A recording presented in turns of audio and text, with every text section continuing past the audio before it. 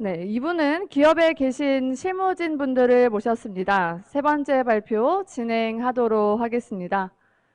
현재 삼성 SDS 물류 MI 그룹장인 배성훈 그룹장님을 모셨습니다. 글로벌 해상 시황 동향과 공급망이라는 주제로 발표를 해주시겠습니다. 큰 박수로 배성훈 그룹장님을 맞아주시기 바랍니다. 안녕하십니까. 네, 삼성 SDS 물류 MI 그룹의 배성훈 그룹장입니다. 네, 오늘 먼저 그 한국국제물류협회에서 주관하는 이 장소에서 또 이제 글로벌 해상시황 동향이라는 주제로 발표할 수 있게 되어서 매우 영광으로 생각합니다. 그리고 이제 앞서 조금 발표에서는 이제 경제 정책이나 정책 제언이나 좀 이제 거시적인 내용을 다뤘다면 저는 이번 주제로 좀 이제 컨테이너 해상 시황 동향이라는 내용으로 해서 조금 스코프를 좁게 해가지고 다뤄보겠습니다. 그리고 앞서 저기 이제 발표에서 이성호 센터장님께서 저희 삼성 SDS에서 나오는 자료 중에 또 글로벌 리스크 맵이랑 또 이제 해상 시황, 저희가 항공 시황도 이제 예측 자료를 내고 있는데요. 관련해서 또 먼저 소개해 주셔서 감사 인사드리겠습니다. 네, 최근 그 물류 공급망 환경을 좀 살펴보면 각국의 이제 무역 정책, 규제 변화, 그리고 이제 정책의 흐름, 경제의 흐름 등으로 인해서 이제 불확실성이 계속 커지고 있죠.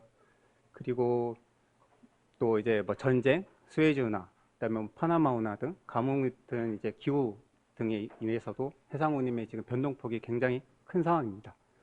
저희 이번 자료에서 이제 컨테이너 해상 시황의 상반기 올해 리뷰와 하반기를 저희 SDS 뷰를 통해서 같이 살펴보도록 하겠습니다. 네, 목차입니다. 먼저 컨테이너선 시황 동향에 대해서 좀 주로 말씀을 드리고요. 지금 상반기를 쭉 이끌었던 주요 이슈들에 대해서도 한번 되짚어 보겠습니다.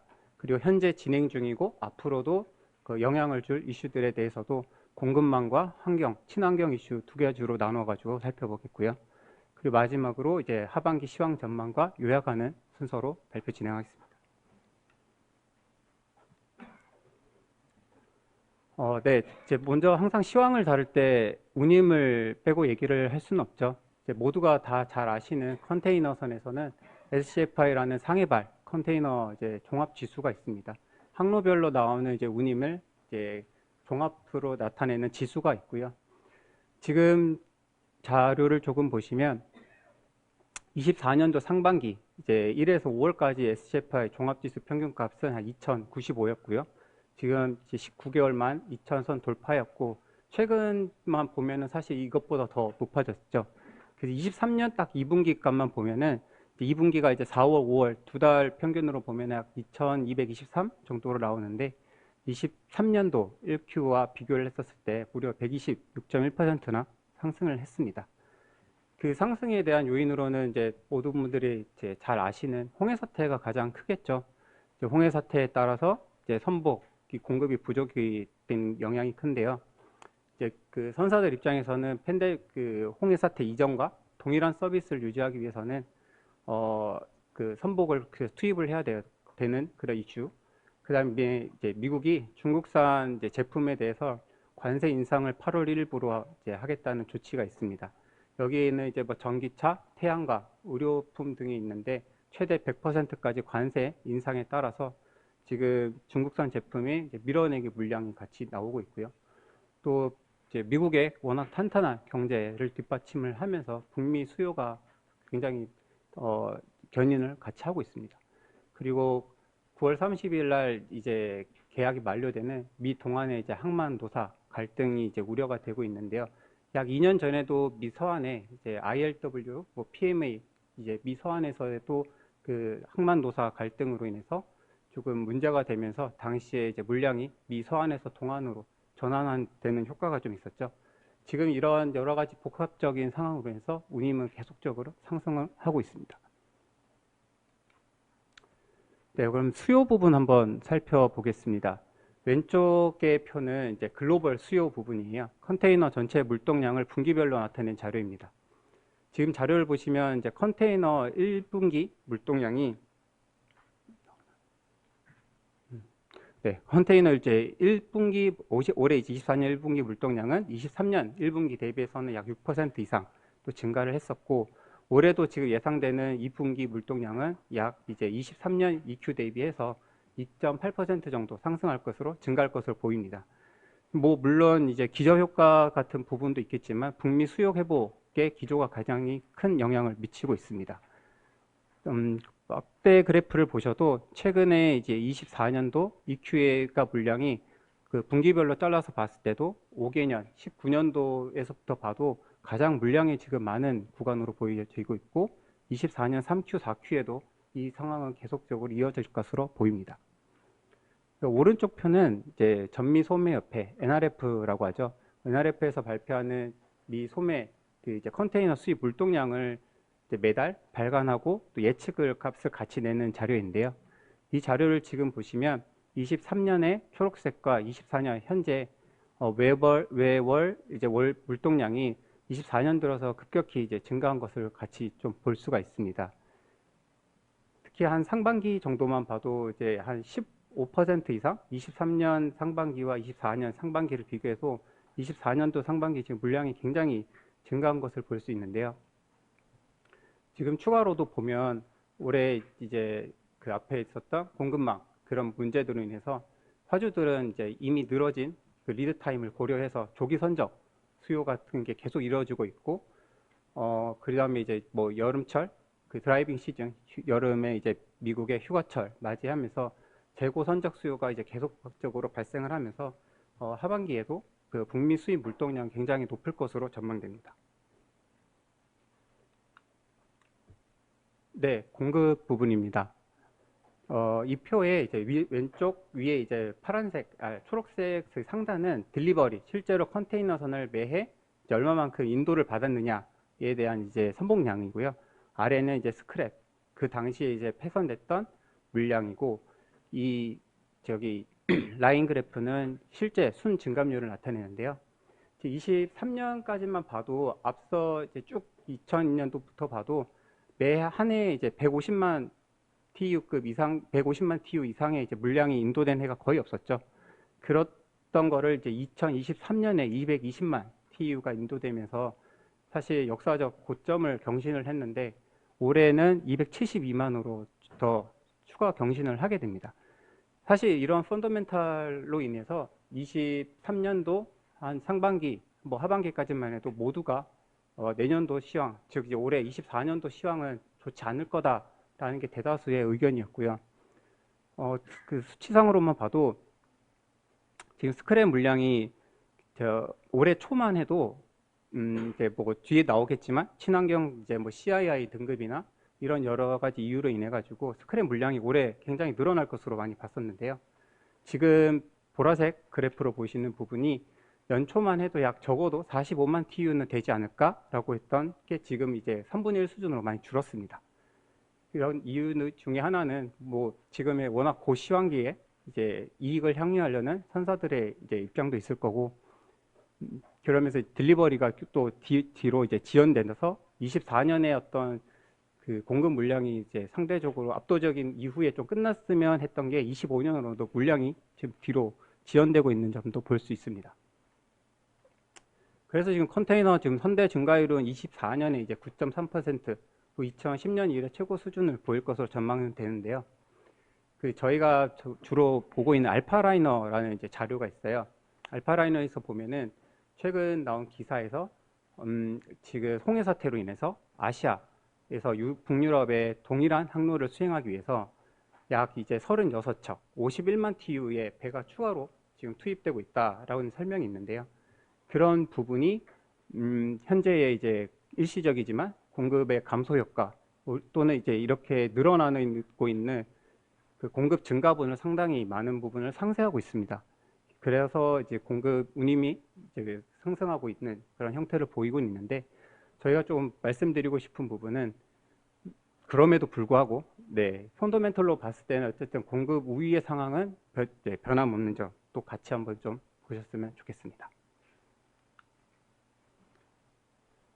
네, 운항 정시성입니다. 지금 왼쪽에 이제 글로벌 전체 여기 나오는 이제 자료에서 34색 34개의 주요 항로의 평균 글로벌 정지성을 나타낸 자료가 있고, 오른쪽은 이제 아시아에서 북유럽, 아래는 아시아에서 북미 서안, 오른쪽 아래는 아시아에서 북미 동안으로 가는 이제 주요 항로의 정시성을 좀 나타내 봤는데요.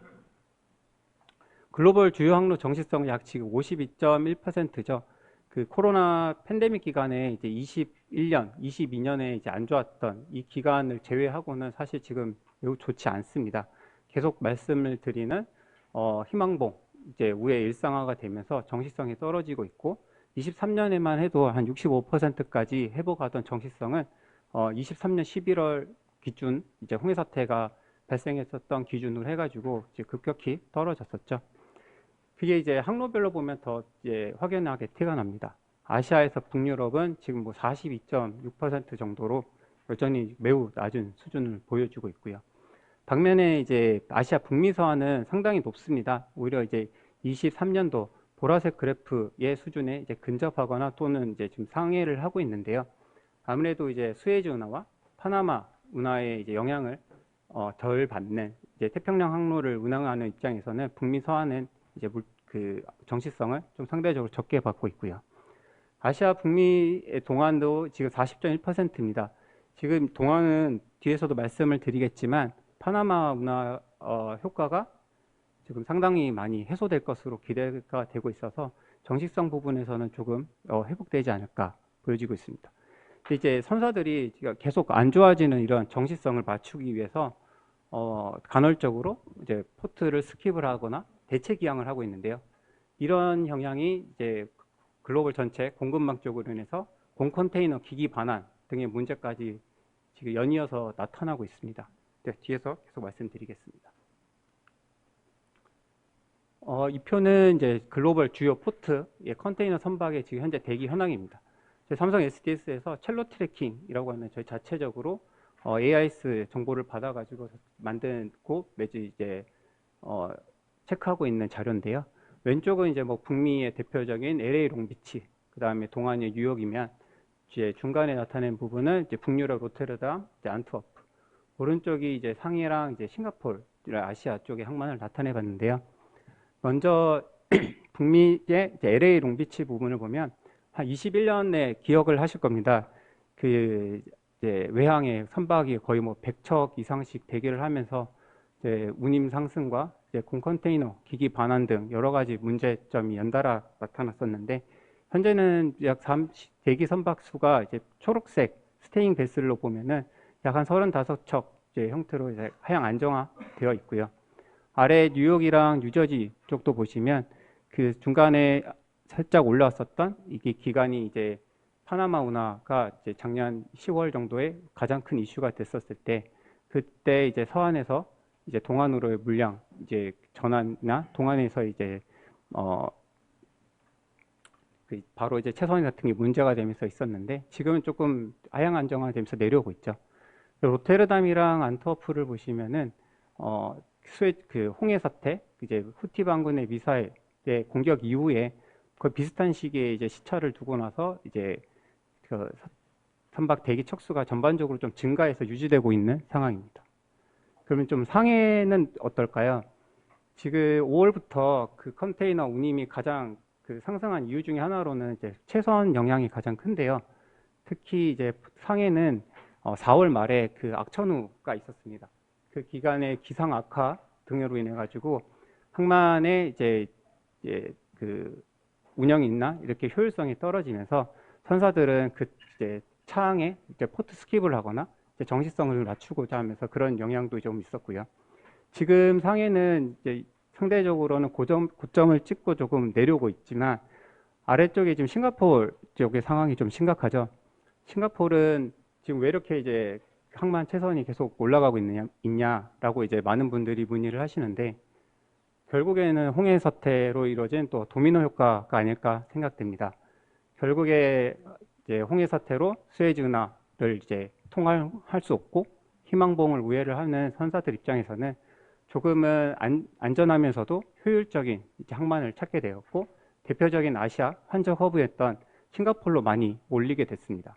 그러면서 몰렸던 싱가포르에 지금 캐파를 넘어서는 그런 물량들과 또 중동 지역에 홍해 근처에서 이제 기존에는 벙커링을 했었던 그게 이제 불가능해지면서 아예 싱가포르에서 이제 모든 벙커링 급유를 하기 위해서 선박들이 기항을 하면서 싱가포르의 최선이 더 이제 계속 늘어나게 됐죠.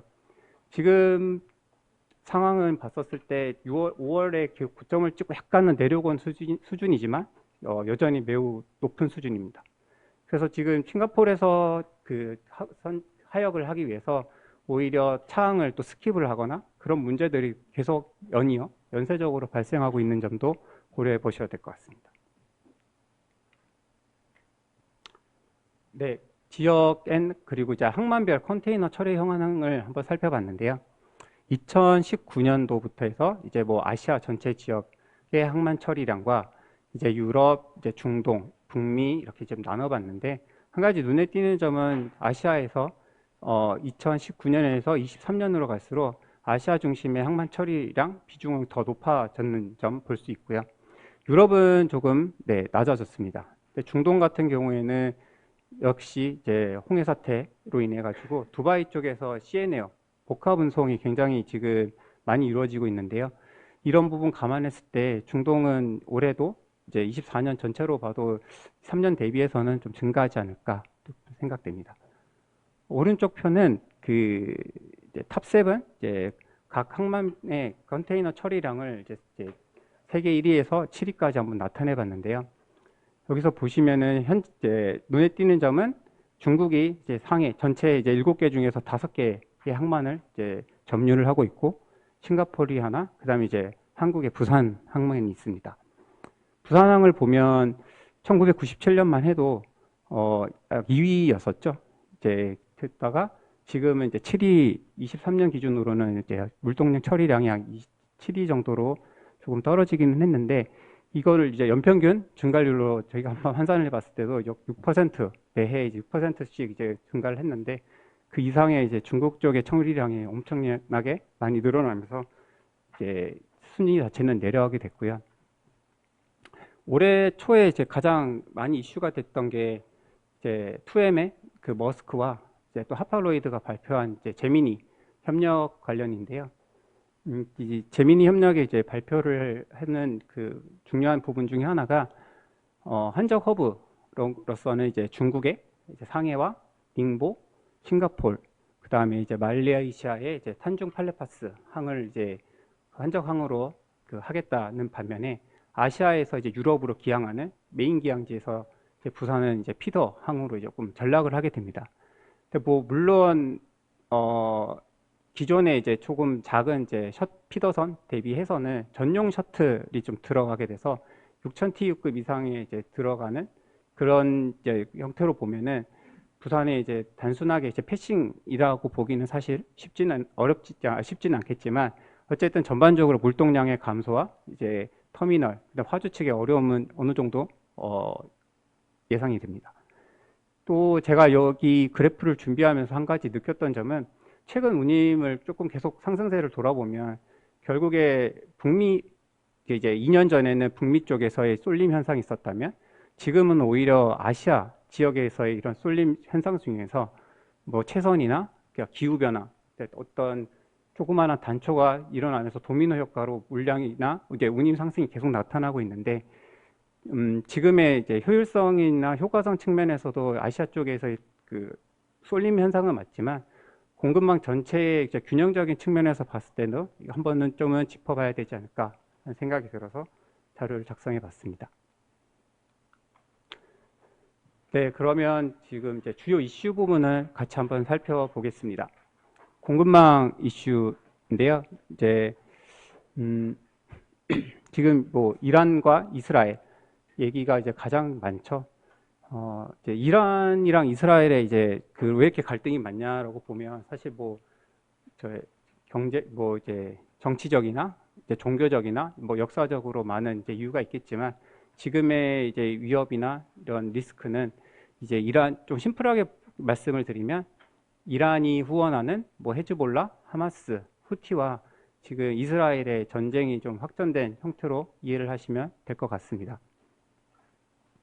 지금 작년 한 10월이었죠. 제 하마스가 이스라엘을 공격을 하고 그 이후에 지금 이스라엘은 이제 가자전에 이제 지상전 개시를 하면서 이제 그 군인을 투입을 하면서 전쟁이 벌어졌고 그런 와중에 이제 후티 반군의 이제 미사일까지 이루어졌는데 올해 4월에 이제 호르무즈 해협에서 이제 이란이 이제 이스라엘과 연관된 이제 선박을 납포를 하였고 그때 당시에 이제 긴장감이 굉장히 고조가 됐었죠. 근데 이제 앞서 두 운하 이제 파나마와 수에즈 운하와는 또 다르게 이 호르무즈 해협은 대체 항로가 없습니다. 그리고 당시에 이 기간 여기서는 이제 전 세계 해상 원유 크루드 오일 이제 해상 수송량의 20%를 차지하고 있는 완전히 중요한 길목인데 여기서 이제 문제가 됐을 때에 뭐 상상할 수 없는 정도의 글로벌 물류 대란이 일어나지 않을까라는 우려도 있었는데요. 이 기간의 이 우려는 사실 길진 않았습니다만 지금도 이란과 이스라엘의 이제 전쟁 리스크는 계속되고 있죠. 그리고 또 기사를 조금 보니까 또 이런 분석도 있더라고요. 오히려 올해 이제 미 대선의 11월이 끝나고 나면은 이란과 이스라엘의 이제 이런 지금 갈등이 더 고조될 수도 있다라는 이제 분석이 있어서 좀 흥미롭게 좀 살펴봤습니다. 그러면 지금 오른쪽은 이제 파나마 운하 관련 내용인데요. 이제 파나마는 그 1950년 이후로 처음으로 이제 작년에 엘니뇨 현상으로 인해서 가뭄이 굉장히 심화됐었고 이 파나마 운하의 댐을 이제 관리를 하는 가트노의 수위가 역사적인 최저점으로 내려가게 됐습니다. 그래서 일일 약 이제 36척에서 7척 통항을 하던 파나마 운하가 이 기간 이후에 23년 7월 30일에는 전체 선박수는 약 32척, 그래서 22척까지 내렸죠. 이제 파나막스 통항을 하는 이제 구 올드 그 관문과 네오 파나막스급이 통항하는 이제 신설 뉴 관문이 있는데 지금은 이제 6월 1일자로는 32척까지 지금 많이 늘어났고요. 최근에 이제 이틀 전에 나온 기사를 봐도 7월 말부터는 전체 선박수가 34척으로 통항을 계속적으로 과거에 대비해서 거의 이제 정상화 형태로 간다고 합니다. 지금 숫자라도 봐도 24년 1분기에 이제 파나마 운하를 통과했던 컨테이너만 저기가 좀 살펴보면은 약 631척이면서 이제 23년 4분기 대비해서는 약 10% 정도 감소를 했는데 파나막스에서 이제 구 관문에서 감소폭이 좀 컸죠. 이 부분은 이제 5월 16일, 1월 1일에서 5월 16일 되면서 약 17척에서 24척으로 통항 제한이 많이 완화가 됐습니다. 그래서 저희가 보는 좀 주 중에 하나는 파나마 운하의 이슈는 어느 정도 해소됐다고 이제 볼 수 있을 것 같습니다. 파나마 운하 대비해서 수에즈 운하는 굉장히 갈 길이 멉니다. 수에즈 운하 동향을 이제 주 단위로 나타낸 표인데요. 이제 노스바운드와 사우스바운드 모두 이제 합한 표인데 주당으로 이제 일주에 평균적으로 23년 기준으로 약 113척 정도가 이제 수에즈 운하를 통항을 했었다면 24년 현재는 34척밖에 통항을 하지 못하고 있습니다. 결국 이제 후티 반군 공격으로 인해 가지고 지금 통행량이 급감을 하고 있고 또 이집트 이 수에즈 운하를 관리하고 있는 이집트 정부의 이제 수입도 굉장히 줄었다라는 내용이 나오고 있는데요. 사실 이집트 입장에서는 이제 수에즈 운하를 빨리 이제 통항을 하는 것을 복원을 하는 걸 원하기 때문에 올 초만 해도 이제 이집트 중심에 조금은 이 전쟁 그 글로벌 병목 리스크가 좀 빨리 해소되지 않을까라는 기대가 컸었는데 이렇게 이제 기간이 길어질 줄은 사실 아무도 몰랐던 거죠. 또 오른쪽 표를 좀 분석을 하면서 재밌었던 거는 선박 수가 23년 평균 57척에서 이제 뭐 사우스바운드만 따지면 이제 16척으로 줄어드는데 약간 이제 줄어드는 선박 척수는 약 70% 감소를 한 반면에 선봉량은 약 거의 90%까지 또 감소폭이 확대가 됩니다. 이게 뭘 뜻하는 것이냐면 그 기존에는 아시아에서 유럽으로 가는 이제 선박의 평균 선봉량이 12,000TU급이 이제 운항을 했었다면 지금은 5,000TU급의 이제 좀 작은 선박들만 운항을 하고 있다라고 보여지고 있고요. 계속 말씀드리는 이 수에즈 운하의 봉쇄가 과연 어느 정도 기간까지 갈런지가 가장 이제 올해 남은 이제 시황을 보는 키포인트가 될 것 같습니다.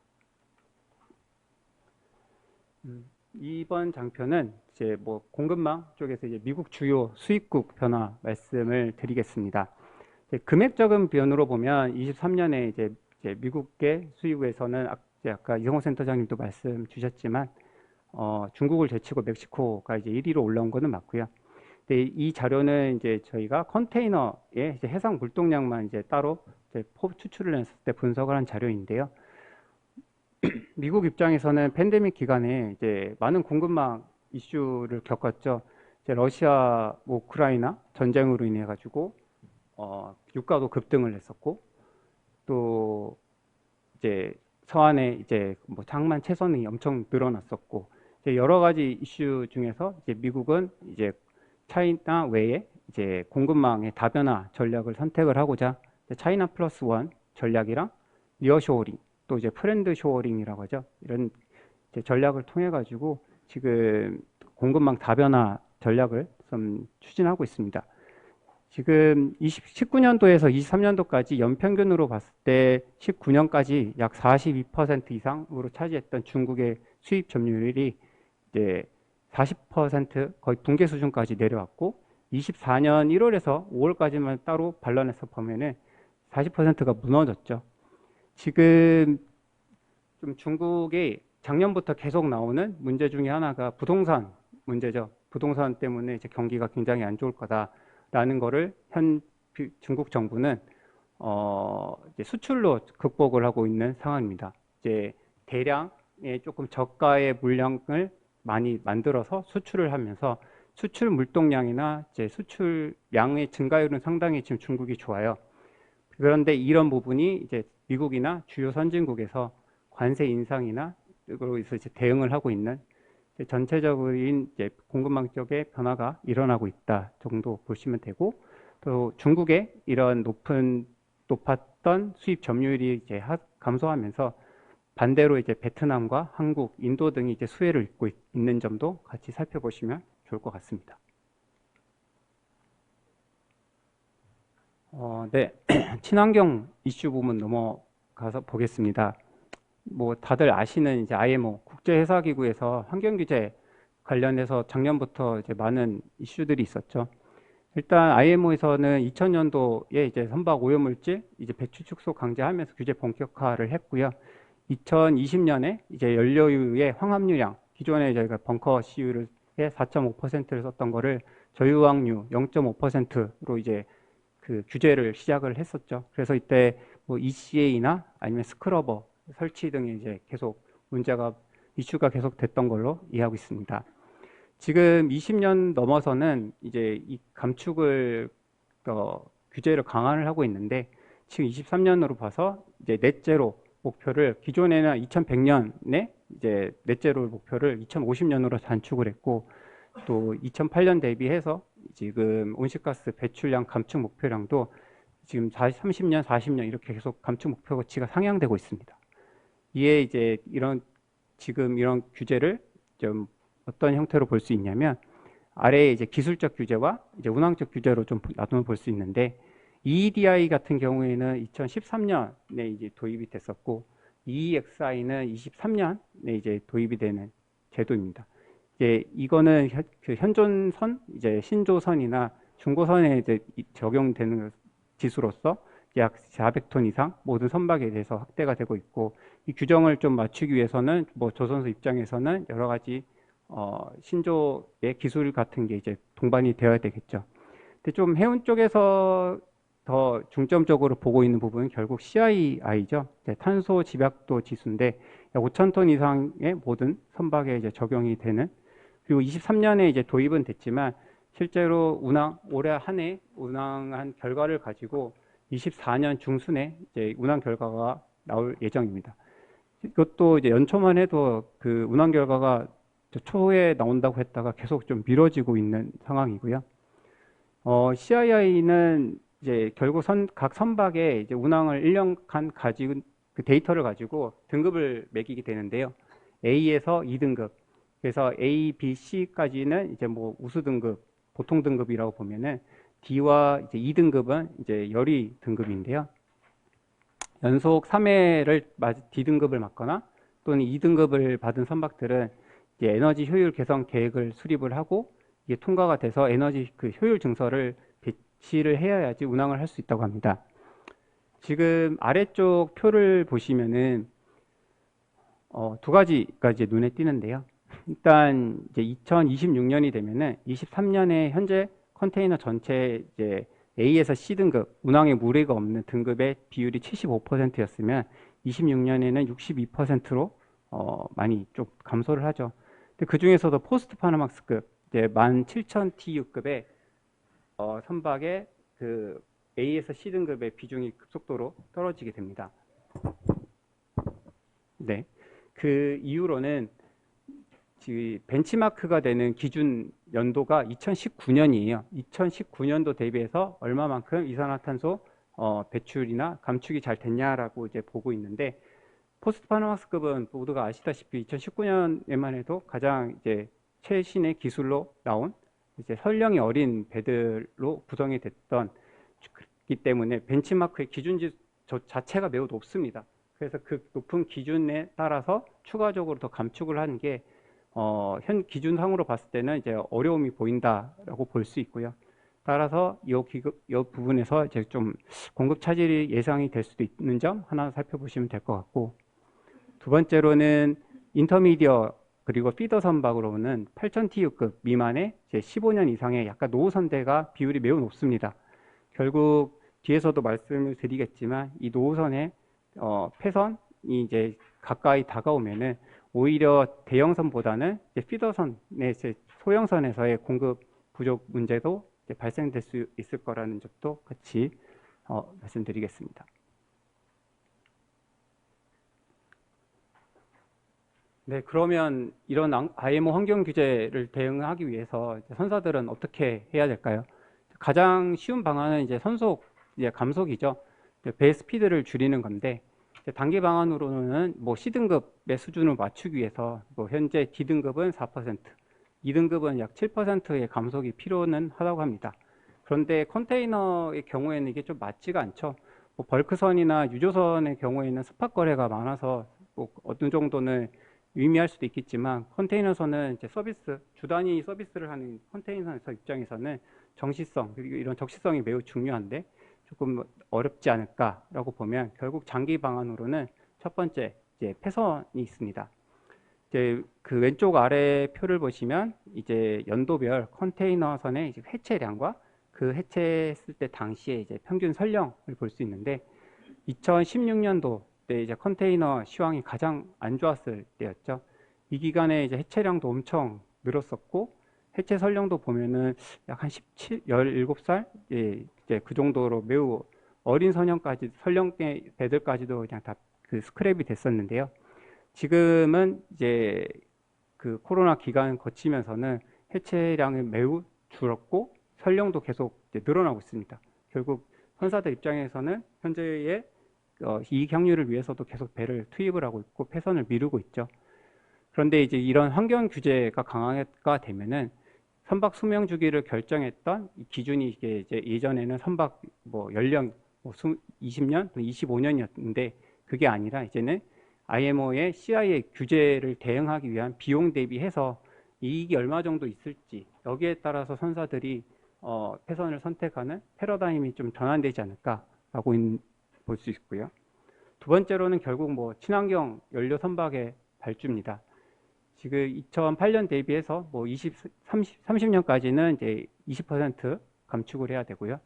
뭐 40년, 50년이 되는데 이제 기술적으로 가장 합리적으로는 뭐 LNG, 그다음에 메탄올 추진선이 많이 이제 늘어나고 있죠. 이 부분에서 기존 화석 연료를 빠르게 대체하게 될 것 같고 IMO에서는 매해 그 탄소 감축량의 감축 목표가 상향이 됩니다. 이 감축 목표를 맞추기 위해서는 LNG와 메탄올 추진선만으로는 한계가 있기 때문에 결국 암모니아 추진선이나 아니면 수소연료 추진선 같은 이제 선박에 신조로 투입을 해가지고 50년에 이제 넷제로를 맞춰야 될 것 같은데요. 선사들은 뭐 어느 정도 지금 뭐 발주를 하고 있는지도 좀 살펴봤는데요.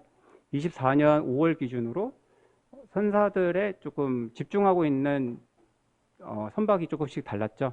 MSC 같은 경우에는 이제 보라색의 LNG의 대체 연료 추진의 비율이 압도적으로 높았다면, 뭐 CMA, CGM 같은 경우에는 LNG와 메탄올이 조금 섞여 있는 부분, 뭐 머스크 같은 경우에는 오히려 이제 메탄올 추진선으로의 이제 집중이 좀 높아지고 있는 점도 볼 수 있었습니다.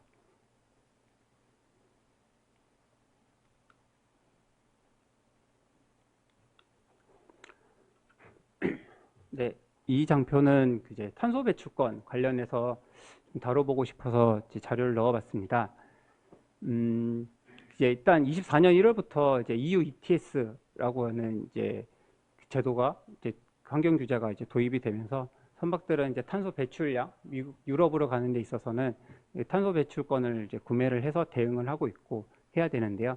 EU ETS 같은 경우에는 유럽 내에서 생산된 제품에 대한 이제 탄소 배출량을 좀 살펴보면, 이 CBAM이라는 탄소 국경 조정 제도는 이제 유럽 외에서 그 생산된 제품에 대한 탄소 배출량을 모니터를 하고 이 부분에 대해서 세금을 부과하는 형태인데요. 어떻게 보면 이제 그 EU ETS와 이제 CBAM은 굉장히 이제 많이 부분 연결되어 있다고 볼 수 있습니다. 결국에 그 탄소가 배출이 되고 제품에서 탄소가 배출이 되면은 그 배출되는 거래 그 양에다가 이제 제품 가격이 상승하게 될 거고, 이 붙는 관세나 인상되는 부분이 결국에는 이제 무역에서는 관세의 탄소세 역할을 하지 않을까 좀 보고 있는데요. 이 그래프에서 지금 이제 초록색 이제 그래프가 탄소 배출권 가격 동향 그래프입니다. 보라색은 이제 SCFI의 상해에서 북유럽으로 가는 그 항로 운임이었고요. 그 탄소 배출권은 이전에도 있었어요.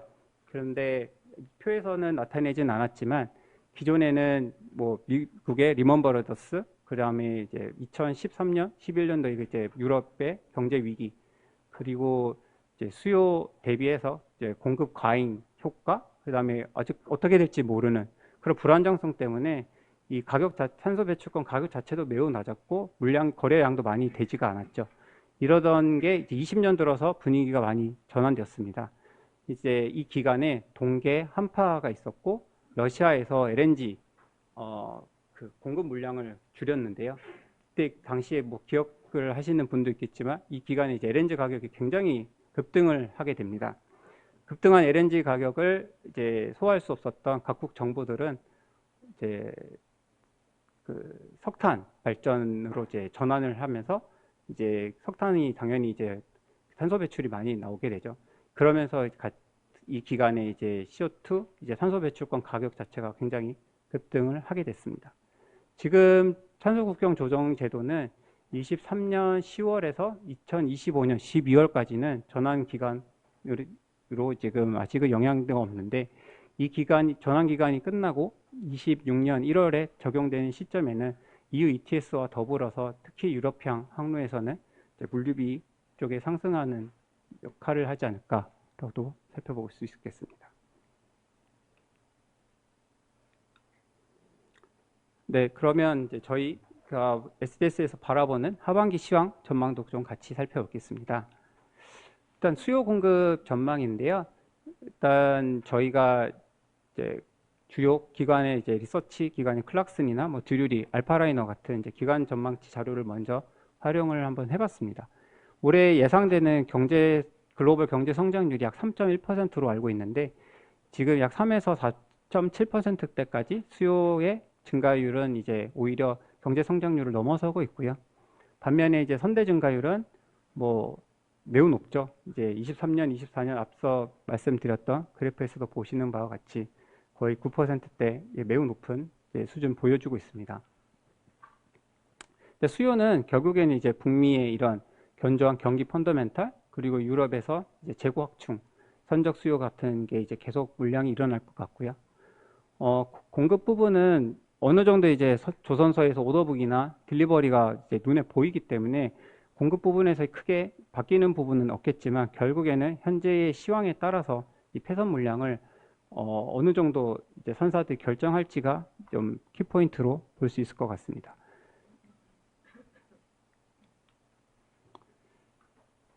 환율 효과도 한번 살펴보시면 좋을 것 같습니다. 이제 환율의 상승과 이제 미국 기준 연준에서 금리와 이제 어느 정도 연동되는 부분이 많은데요. 당연히 이제 그 금리가 인상이 되면은 원달러 환율도 같이 올라가는 부분이 있겠죠. 지금 보시면 그래프 상에서 이제 움직였던 보라색 그래프가 올해 4월에 미 연준에서 금리 인하를 좀 지연될 거다라는 가능성을 내비쳤습니다. 앞서도 발표에서도 말씀을 드렸지만 미국 경기가 굉장히 지금 탄탄하죠. 그 생산과 소비, 고용 모두에서 지금 미국 경제 성과가 워낙 좋기 때문에 사실 기준금리가 5.5%로 높은 부분에도 불구하고 인플레이션을 지금 잡지를 못하고 있습니다. 그래서 지금 작년만 해도 이제 올해 24년에 금리 인하가 뭐 3번을 한다든지 아니면 그 지연 그 시기나 아니면은 그 줄이는 폭을 이제 더 확대를 하겠다라는 내용이 뒤로 가면 올해 지금 가면 갈수록 이제 계속적으로 미뤄지고 있죠. 지금 수출업자인 뭐 아시아 쪽에서 봤었을 때는 물건을 팔고 우리가 달러를 받을 때 이제 달러가 상승하게 되면 당연히 환차익이 발생을 하니까 수출업자 입장에서는 이제 물량을 빨리 밀어내는 그 요인이 하나가 되고요. 수입업자 미국의 기준으로 봐도 자기가 처음 생각보다 오히려 이제 달러의 가치 상승으로 인해서 이제 소비를 더 할 수 있는 여력이 확대가 되는 두 가지 모두 양방의 효과가 있습니다. 그래서 이 두 가지 모두의 효과가 발생하면서 수요 증대를 지금 이끌고 있고요. 이게 이제 미국 컨테이너 수입량의 증가세와 매우 연동된다고 저희 보고 있습니다. 그래서 어떻게 보면은 달러의 연준의 금리 인하 시점도 조금 같이 살펴보시면 좋을 것 같습니다. 이 부분은 이제 북미 결국 물동량 재고율을 나타낸 자료인데요. 지금 보라색의 이게 재고율은 재고 나누기 이제 판매로 나타내는데 결국 재고가 그 컨테이너 입장에서는 어느 정도 재고가 소비가 되고 그 재고 확충이 늘어나고 그러면서 물동량이 늘게 되죠. 저희가 SDS에서 올해 2월에 그 특집 보고서를 발간을 했었습니다. 제목이 북미 재고 순환 주기와 이제 컨테이너 물동량 영향 분석이었는데 그 자료를 보시면 경기 사이클은 결국에 이제 뭐 경기 확충을 했다가 회복, 쇠퇴, 뭐 회복기, 수축기 이렇게 이제 4개의 사이클로 이제 움직이잖아요. 재고도 같은 형태로 움직입니다. 저희가 당시에 봤었을 때 23년 이제 10월을 기점으로 해서 이제 그 판매 증가율이 재고 증가율을 상회를 하면서 이제 경기가 이제 재고 순환에서 회복기로 들어섰다라고 봤었는데요. 결국에 회복기로 들어서면서 재고는 줄고 이제 판매가 늘게 되면서 올해 24년에 북미 쪽에 이제 수요의 증가세, 컨테이너 물동량이 많이 늘어날 거다라는 보고서를 냈었는데 어떻게 보면 그 좀 잘 맞았던 내용인 것 같습니다.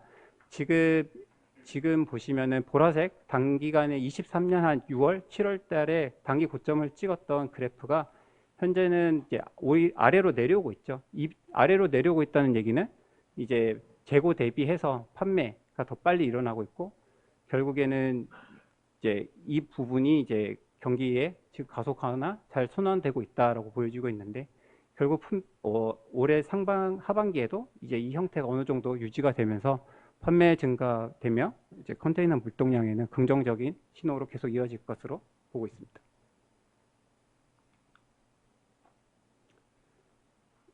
네, 이 부분은 저희 그 브라이틱스라는 이제 AI 엔진을 활용한 저희 예측 모델이에요. 이 예측 모델을 가지고 저희는 매달 이제 SCFI 전망을 하고 있는데 종합지수뿐만 아니라 이제 주요 항로별의 이제 뭐 동안이나 서한, 이제 남미, 유럽 지중해 등에서 이제 항로별 운임을 가지고 예측을 하고 있습니다. 이 지금 현재 나온 그 그래프는 24년 연말까지를 저희가 좀 예상을 해봤고요. 여기에 들어가는 주요 인자들은 저희가 이제 뭐 수요, 앞서 말씀드렸던 수요와 공급 말외에도 그냥 명목상의 캐파시티, 명목상의 그게 아니라 이제 정시성을 감안한 이제 유효 선봉량을 사실 넣고 있고 정시성도 같이 고려를 하고 있습니다. 지금 3분기까지는 저희가 강세를 보고 있는데요.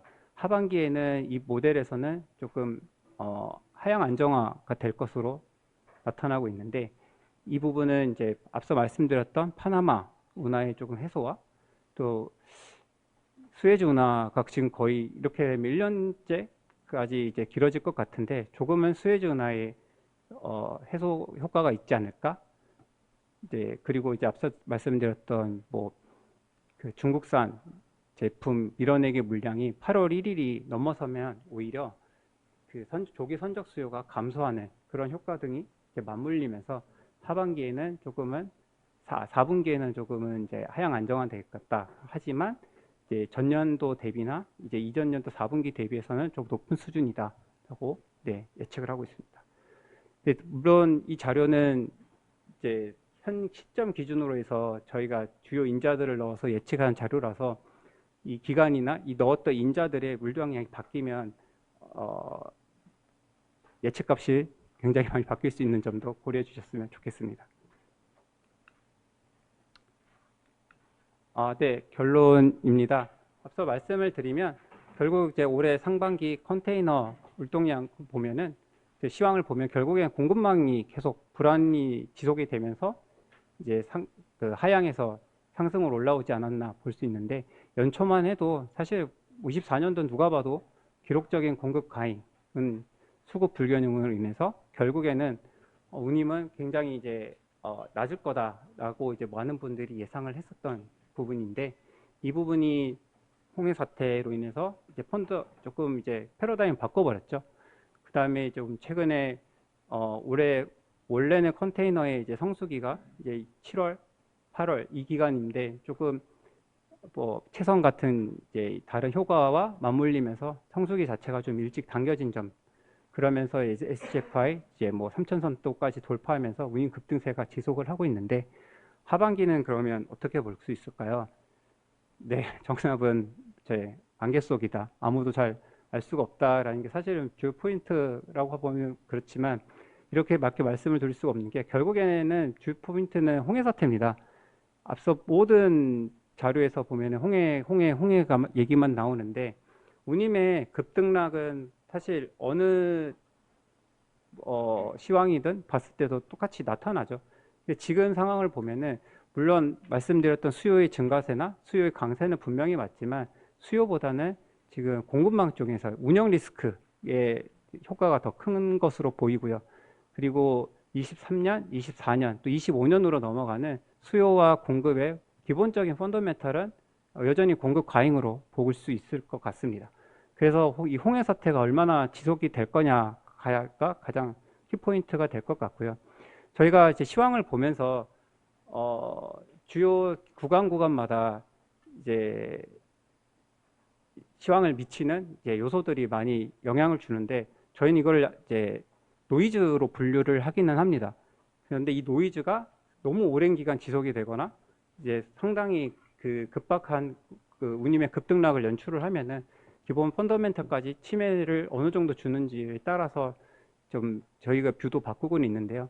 현재 홍해 사태는 그렇게 바꿀 만한 이제 요인까지도 올라온 것으로 볼 수 있습니다. 북미 수요 견제세는 네, 하반기에도 계속 이어질 것 같고요. 앞서 말씀드렸던 IMO의 이 CII 규제가 지금 선박에 이제 등급이 나오고 나면은 운임의 이제 상승과 하락의 영향을 따라서 선사들도 빠른 선택을 하지 않을까 싶습니다. 어떻게 보면 그 다른 선종들은 24년, 23년 말에도 굉장히 시황이 좋았어요. 드라이버크선 또 유조선 모두가 이제 시황이 굉장히 좋았던 반면에 컨테이너선은 23년에 안 좋았었죠. 그게 타 선종과 다르게 공급이 압도적으로 많았던 그 연유였는데 헌사 입장에서 보면은 굉장히 럭키한 한 해가 되지 않을까 싶습니다. 왜냐하면 앞서 코로나 팬데믹 기간에 벌었던 그 이익으로 친환경 선대를 많이 발주를 했었고, 오히려 이제 10년을 버티는 그런 입장에서 다시금 수혜주나 이런 공급망 리스크로 인해 가지고 지금 오히려 HMM이나 타선사들 모두 이익이 나는 상황이죠. 그래서 친환경선으로의 그 전환이 스무스하게 잘 넘어갈 것 같습니다. 네, 이것은 저희 말씀을 드릴 건 뭐냐면, 저희 그룹에서 매달 이제 월간 MI 웨비나도 하고 있어요. 그리고 저희 이제 첼로스케어 들어오시면은 저희 MI 그룹에서 발간하는 먼슬리 리포트 외에도 이제 뭐 다양한 보고서들이 있는데 매달 약 4개에서 5개 정도 보고서가 나갑니다. 앞서 말씀드렸던 특집 보고서도 있고요. 그 보고서를 가지고 저희 그룹에서 또 그룹원 같이 이렇게 웨비나를 매달 찍어가지고 누구나 보실 수 있게 쉽게 또 재미있게 설명드리고 있으니까 가입하셔가지고 네, 자료 많이 보시고 이용하셨으면 좋겠습니다. 네, 이상으로 발표 마치겠습니다. 네, 발표 감사합니다. 감사합니다. 네. 혹시 간단한 질의응답 시간을 갖겠습니다. 혹시 질의사항 있으실까요? 네, 없으시면 저희 이것으로 그룹장님의 발표를 마치도록 하겠습니다. 모두 큰 박수 부탁드립니다. 감사합니다.